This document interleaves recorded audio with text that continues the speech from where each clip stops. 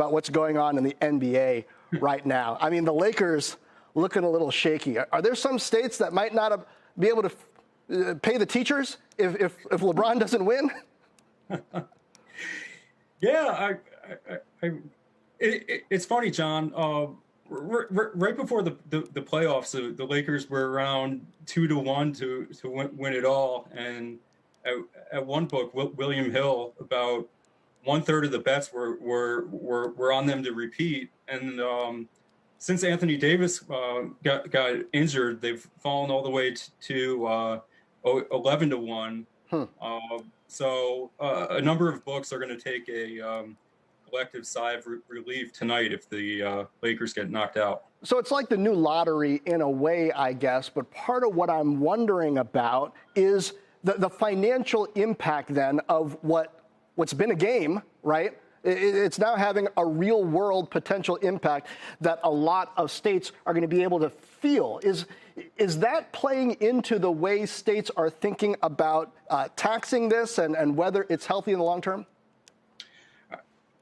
Absolutely. I think what you're going to see down the road is that some states, you mentioned Iowa before, they might revisit the tax rate attached to sports betting revenues, because Iowa was one of the first ones to go live, and they really benefited from first mover advantage. You don't have sports betting in places like Kansas or Missouri, so those customers can go over the border. And Iowa wanted to create this operator friendly model with 20 sports books or so. But what Iowa is saying is that it's only brought $6 million of tax revenue over the last few years, and in states where sports bettors are wagering far less, those states are seeing more money into their state coffers.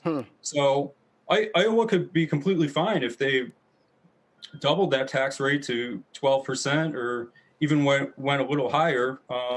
Most states you're seeing tax rates in the range of 15 to 20%, and they're able to get by. So who's bringing in the most, and might we see this model win out where some states offer exclusivity to a particular book in exchange for a bigger share of revenue? Yeah, absolutely. You see it in Pennsylvania the most. Pennsylvania's generated about $129 million since they legalized, and that's at a 34% rate or so. The state to really watch is New York. New York's going to be a litmus test for the rest of the market, because New York will go live with mobile sports betting right before the Super Bowl next year, and you're going to see the heavy hitters with strong levels of liquidity. Companies like DraftKings, BetMGM, and FanDuel, they're the favorites in the clubhouse to partner with the state there.